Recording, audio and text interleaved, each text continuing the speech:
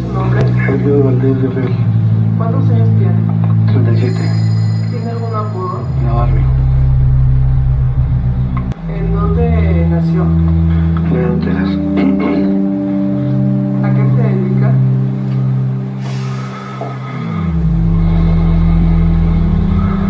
Al narcotráfico.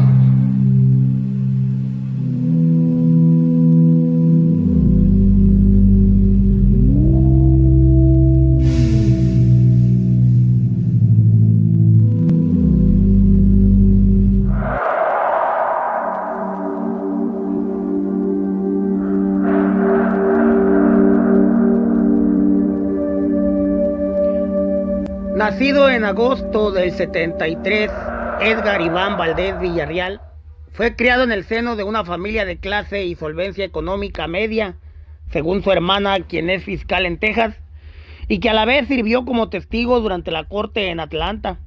Carla Valdés Villarreal declara ser una de las 6 hermanas del conocido como la Barbie, jurando decir la verdad frente al juez federal del distrito William Daffey. Contó e hizo remembranza de su infancia, de padres educados que eran reconocidos en la comunidad de Laredo, Texas, por ser trabajadores y de impecable conducta moral, fuertes valores ampliamente reconocidos. La Barbie y su familia son ciudadanos nacidos en los Estados Unidos.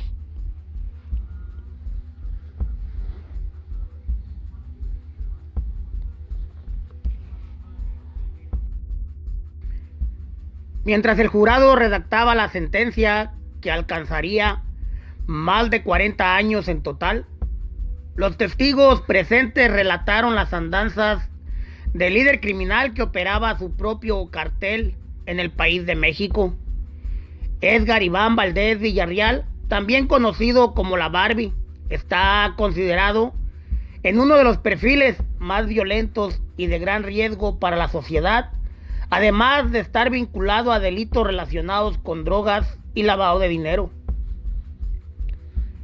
Se sabe pues que durante su participación dentro del crimen, desde pistolero, guardaespaldas y más tarde como todo un gángster, Valdés fue responsable de 341 personas sin vida, técnica de castigo para sus rivales que fueron consideradas de extrema violencia, trozos de cuerpo, otros decapitados, o colgados en los puentes con mantas de advertencia para los contrarios, entre otros crímenes que le generaban respeto para el nativo de Laredo.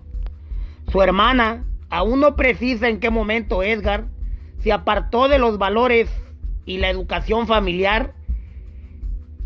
En la familia Villarreal, lejos de la violencia o perjudicar al prójimo, por el contrario, fueron y son una familia hogareña y solidaria con su comunidad. Para el juez William Daffey, Valdés era un trastornado de mente que en una frase describió a la Barbie como un criminal gravemente malvado. Detalló su paso de ser un destacado adolescente que jugaba en el fútbol de la United High School, después como apoyo del Longor Club, a perderse en los callejones, ofreciendo su producto tal vez para obtener su propio dinero, ya que hasta ese momento dependían del dinero de sus padres. Los fiscales declararon que fue durante este tiempo que Valdés comenzó la venta de hierba, antes de abandonar los estudios y reclutarse como pistolero a sueldo con la banda de los Texas, que operaban como aliados del Golfo allá en el país de México. Que la Barbie era una estratega criminal. El originario de Laredo, Texas, ingresó a la delincuencia desde muy joven, pero nunca le gustó tener un patrón. Cuando trabajó para Arturo Martínez Herrera, a quien conocían como el Negro de Nuevo Laredo, el Güerito, como le conocían al joven Edgar, dejó siempre en claro que él trabajaba por contrato independiente, aunque a esa banda también inició Miguel Ángel Treviño Morales. Se les tenía identificados como una pandilla del Golfo. Más tarde el Güerito Edgar se comienza a caldear en territorio mexicano, llevando una amistad en Matamoros con Ángel Salvador Gómez. En ese tiempo, para el Chava Gómez, trabajaba Ociel Cárdenas Guillén. Más allá de ser su jefe de seguridad, Osiel Cárdenas Guillén era el mejor amigo del Chava Gómez. En poco tiempo, el Chava fue localizado sin vida y la gente del Golfo buscaron mandar al otro mundo también a Edgar Valdés Villarreal, a quien ya para esas fechas le apodaban la Barbie. Así pues se trasladó a Badiraguato para probar suerte en una reunión donde conoce hombres importantes de la gente de Sinaloa. Sus acciones individuales llamaron la atención de Juan José Esparragosa el Azul, y este le consigue una recomendación con Joaquín Guzmán Loera, quien a su vez lo asignó al equipo de guerra de sus socios los Beltrán como lugarteniente de la entonces Federación.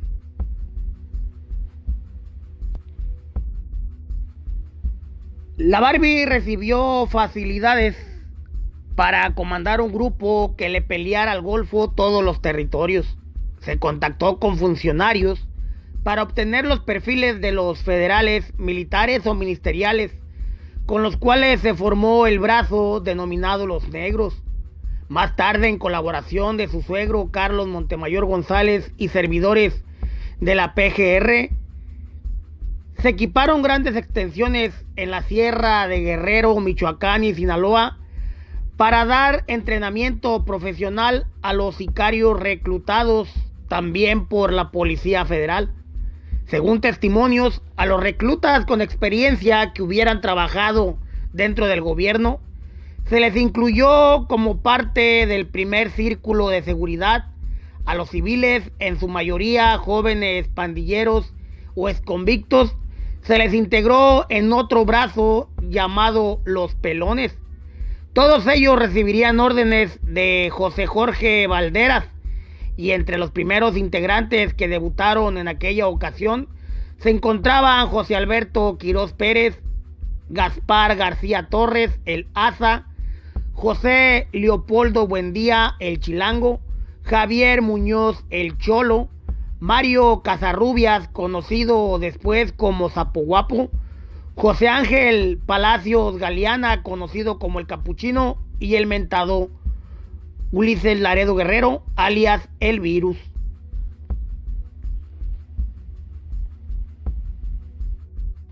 Fue en un palenque de gallos, octubre del 2003, gracias a su compadre Sergio Villarreal Barragán, conoce a su actual esposa, la hija de Carlos Montemayor González, el Charro, según documentos en la Fiscalía de Texas, Luisiana y Georgia.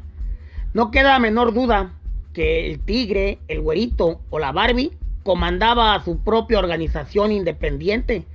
En sociedad con los hermanos Montemayor, la organización de Valdés Villarreal representaba una de las sucursales más lucrativas en el mercado oeste de la Unión Americana. Desde el año 2000, un calendario que resultó muy productivo para la Barbie. El líder criminal logró anotar 1,800 kilos en las puertas de los menudistas de Estados Unidos. El agente de la DEA de clave Juanito Tyler reconoció la voz durante la corte de quien dice se presentaba ante él como solo Mike. El trabajo de 10 años seguía los pasos del gángster desde sus inicios en Laredo, cuando recibió su primer paquete de manos de un socio de la Barbie llamado Edelmiro Ramírez.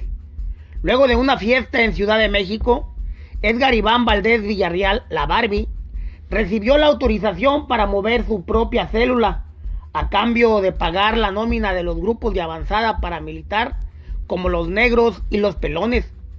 Surge la Organización Independiente del Pacífico, con el grande Sergio Villarreal, la familia Montemayor, José Jorge Valderas, Rubén Hernández, Roberto López, Jesús Ramos y Héctor Flores. Las flotas de trailers cruzaban por Texas hasta Atlanta, y según los agentes que participaron en la investigación, Edgar viajaba hasta Panamá y Colombia para supervisar la producción y el abasto. Durante la expansión para ganar el territorio y poco antes de ser capturado, Edgar Iván Valdés Villarreal, la Barbie, ordenó reclutar personal para una célula que lo representaría en Guerrero. Sería José Jorge Valderas Garza, el JJ, uno de los hombres de confianza, el encargado de las operaciones de la costa, según la fuente. Edgar Iván Valdés Villarreal, la Barbie, se sentía incómodo bajo el mando del clan Beltrán Leiva. Esto lo llevó a buscar su independencia, algo para lo cual tendría que tener su propia gente. Y desde la caída de Arturo Beltrán en diciembre de 2009, ya trabajaba con pandillas que obedecían sus órdenes para asumir su propia organización, que se llamaría Cártel Independiente del Pacífico.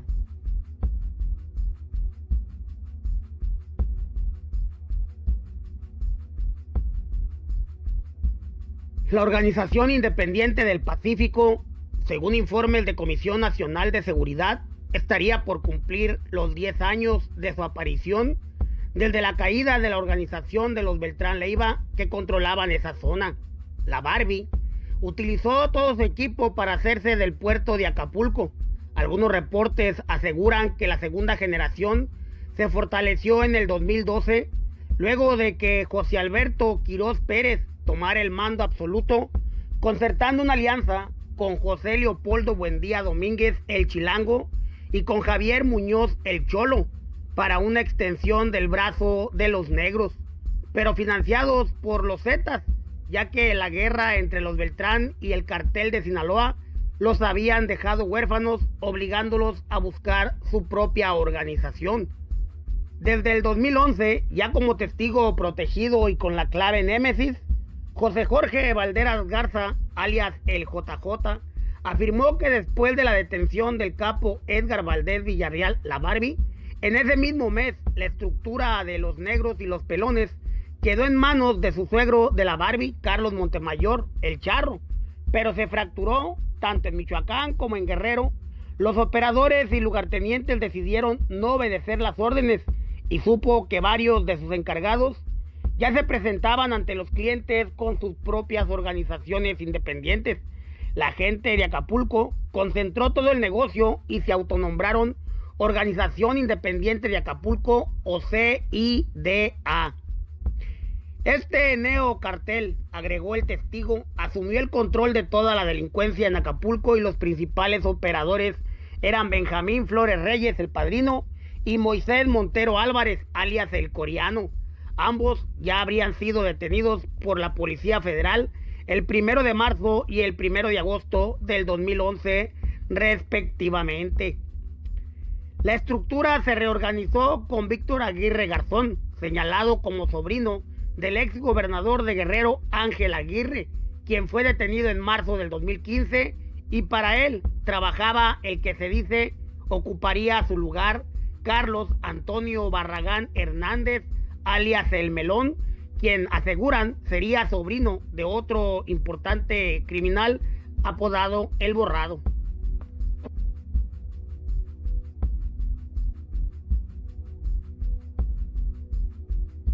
Qué cambio tan brusco, ¿no? Pues yo tenía una empresa bien, de transportes. Aquí en Porque eso no lo dicen, ¿verdad?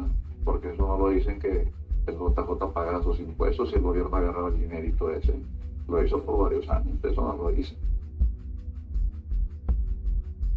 Los reportes de inteligencia señalan que sin la Barbie y con la caída de JJ Valderas, la organización independiente se fracturó hasta sumir en un caos a todos los territorios donde ya se tenía presencia.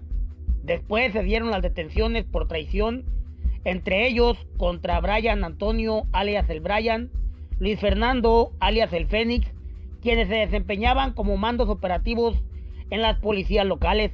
Además, la renuncia de Max Lorenzo Sedano Romano, quien fungía como secretario de Seguridad Pública en el mismo municipio de Acapulco.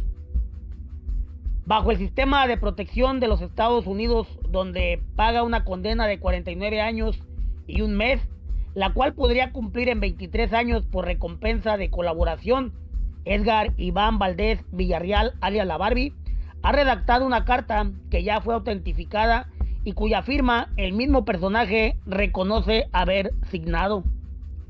A continuación, el texto íntegro de la carta entregada el martes 27 de noviembre del 2018 a diferentes medios, el cual se lee a continuación.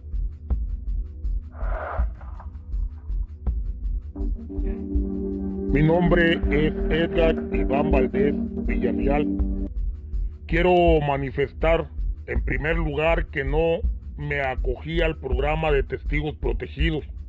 Asimismo, niego categóricamente los señalamientos y manifestaciones que refieren los elementos aprehensores respecto a la forma de cómo fue mi detención, y que la verdad de los hechos es la siguiente. Mi detención fue el resultado de una persecución política por parte del ciudadano Felipe Calderón Hinojosa, quien instauró un acosamiento en contra de mi persona por la razón de que el suscrito se negó a formar parte del acuerdo que el señor Calderón Hinojosa deseaba tener con todos los grupos de la delincuencia organizada, para lo cual él personalmente realizó varias reuniones para tener pláticas con todos los grupos organizados en ese momento. Posteriormente se realizaron diversas juntas a través del general Mario Arturo Acosta Chaparro, quien se reunió por órdenes del presidente, y Juan Camilo Muriño, con dos de los jefes de la familia michoacana. Posteriormente, el general se entrevistó en Matamoros con Heriberto Lascano y Miguel Ángel Treviño Z40.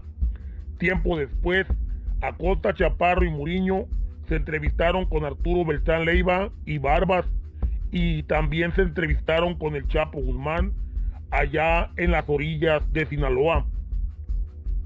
Calderón quería el acuerdo con todas las organizaciones, con los Zetas, con el Golfo, conmigo, con los de Juárez, con Vicente, con Mayo y con Chapo de la Federación de Sinaloa, situación por la cual, al no haber respuesta de mi parte y no querer tener nexos con ninguna de sus organizaciones, se instauró en mi contra una persecución aguda, al grado de haberme cateado varios domicilios sin una orden legal para ello, y de los cuales me robaron dinero, alhajas, automóviles o diversas pertenencias que se las dejaron elementos de la Policía Federal. Genaro García Luna, titular de la Secretaría de Seguridad Pública, quien cuando menos desde el año 2002, primero en la AFI y luego en la Policía Federal Preventiva, me consta que ha recibido dinero de mí, del narcotráfico y de la delincuencia organizada, al igual que un grupo selecto integrado por Armando Espinosa de Benito, quien trabajando para la DEA me pasaba información. Luis Cárdenas Palominos, Edgardo Eusebio Millán Gómez, Francisco Javier Garza Palacios de la Policía de Colombia, Igor La Bastida Calderón, Facundo Rosas Rosas, Ramón Eduardo Pequeño García y Gerardo Garay Cadena. Estos también formaban parte de la misma actividad, que recibían dinero de todas las organizaciones y también de mí. Entre ellos tuvieron la encomienda de detenerme en algún operativo, cuando en realidad tenían la instrucción de quitarme la vida. Tan así es que al momento de mi detención, la cual se hizo en el domicilio que salió en los medios de comunicación y lugar en el que me encontraba solo, dicen que ese día no se reportaron disparos, pero la verdad que sí hubo. Un policía de la Federal, que fue el mismo que me trasladó hasta este lugar en el que actualmente me encuentro, y me decía que corriera para poderme disparar y así poder decir que al repeler la agresión me habrían quitado la vida.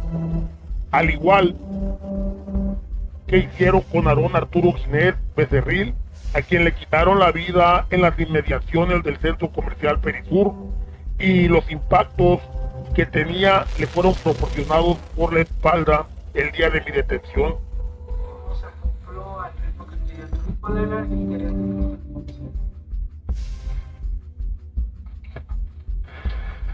Que supuestamente hablar con los Zetas y que me iban a arreglar y para que no me detuvieran buscando. Y él le arregló una cita para ir a ver a Rociel, a Matamoros.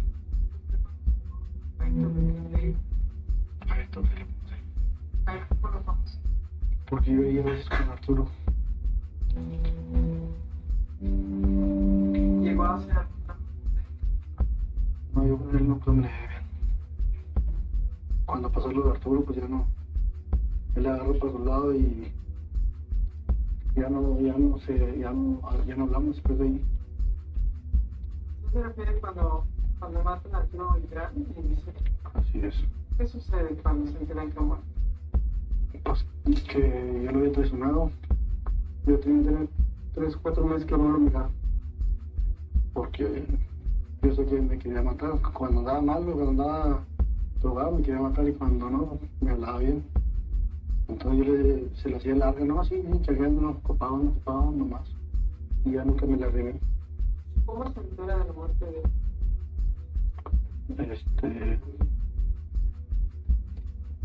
Antes que se murió me habló a mí por teléfono. No, pues le decía yo que se entregara. Que para qué le decía, para qué debía estar muerto y dice que no se iba a entregar. ¿Le habló cuando estaba en la operación? Sí. Todavía no entraron en su departamento, pero decía que estaba rodeado, que iban a pelear y que mataban gente. Que mataron gente para... ¿Y qué hizo usted? No. Nada. Cuando usted le comenta que esa muerte se entregue, ¿el qué le dice? Bueno, que prefería morirse. Que nos iban a dejar. Y ya después me pasó otro que estaba ahí y que no dejaba salir a nadie. Él no dejó salir a nadie de ahí. Él se drogaba mucho. Ya al último, sí, cuando estaba conmigo, que era así que andábamos juntos, nunca se drogaba. Y al último, casi 1 año y medio, estuvo drogándose mucho. ¿Por qué? ¿Tú sabes todo? Por el hermano. La verdad no sé, la presión, no sé por qué, la verdad no sé por qué. ¿Quién era también, de cierta forma, cercana a Arturo Beltrán? Que usted conoce. El borrado y el MP. ¿Ellos cómo trabajaban con él? Le recibían ellos lanchas y eso. ¿Usted conoce a Gerardo Álvarez de la Podada de Niño? Sí, mi compadre. ¿A quién más llegó a conocer mientras usted estuvo dentro de este mundo de narcos?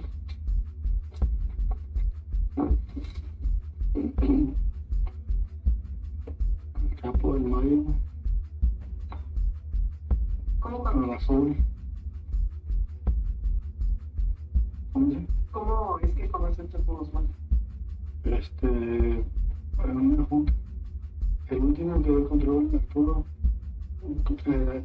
quedó que quedaron de acuerdo que los Zetas iban a hablar nomás con Arturo y que Arturo sabía algo, Arturo lo iba a arreglar. Después comienzan las envidias y volvió a tener la guerra. Pero con el Chapo. Entre Arturo y el Chapo. Y el Mayo. Nacho Coronel. Todos ellos.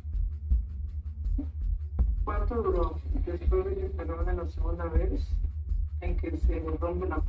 Pues con nosotros hasta ahorita no peleamos con él. No somos amigos, pero hay un pacto que no peleamos. Aunque a veces hacen cosas ellos, pero está parado todo ahorita con ellos. Pero están peleando para Culiacán, pelear con el Chapo, con el Vicente, todos ellos.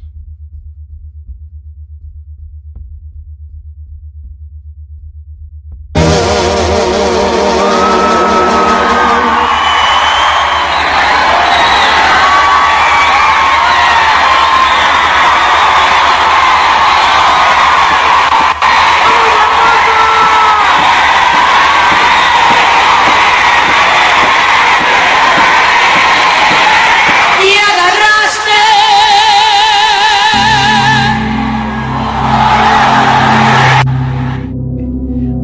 está muerta y no se puede lamentablemente defender de estas acusaciones que se están haciendo en contra de ella, pero sí realmente está saliendo ya la vida oscura que ella estaba viviendo con las asociaciones que ella tenía con los vínculos que ella tenía con los carteles de México. Mira. Está hablando el abogado, vamos a recordar que aquí estas declaraciones son de López Nájera, que fue abogado de ellos y ahora es testigo del Estado, está bajo el sistema de protección de testigos. Correcto. Te puedo asegurar también que hay más testigos que el gobierno mexicano tiene, que están corroborando toda esta información que está saliendo sobre Jenny Rivera, los vínculos de Jenny Rivera, de la investigación que se está llevando a cabo en relación a la explosión del avión en diciembre 9. Más adelante vamos a hablar de eso. Según el diario Reforma, y citamos aquí, en el año 2010 hubo una reunión entre Rivera y el capo La Barbie, Edgar Valdés Villarreal, donde ella habría cantado para el capo y consumido cocaína. En esa presentación, Valdés le habría dado una patada en el trasero a la cantante para humillarla. ¿Qué más ocurrió en esa reunión? Eso es correcto, y de hecho, un dato curioso que surge de este incidente es que días más tarde la Policía Federal de México arresta a la Barbie y a un grupo del cartel.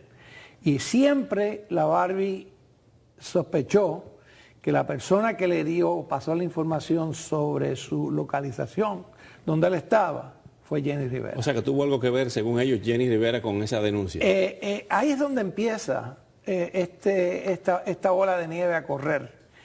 Y por eso es que ahora hay unas teorías desarrolladas donde posiblemente este avión le... ¿Cómo dice? ¿Cómo es que conoce a Chapo Guzmán? En una junta. El último que dio el control, Arturo, quedó que los Zetas iban a hablar nomás con Arturo y que Arturo iba a arreglar. Después comienzan las envidias y se volvió toda la guerra. Pero con el Chapo. ¿Las envidias entre quién? Entre Arturo y el Chapo. Y el Mayo. Nacho Coronel. Todos ellos. Que, o sea, como que no respetó el pacto de él. ¿Pero comenzó a matar o qué comenzó? Le comenzó a meter gente que mataba gente y decía que él no. Y era la gente de él. Entonces hablaron, había muchas juntas, pero eso nunca se arregló. Porque no estaban de acuerdo la gente del Chapo con ellos y así comenzaron a pelear. Pues sí, porque no respetan ellos, pues la verdad son mugrosos. Pues me y su mamá los quiere.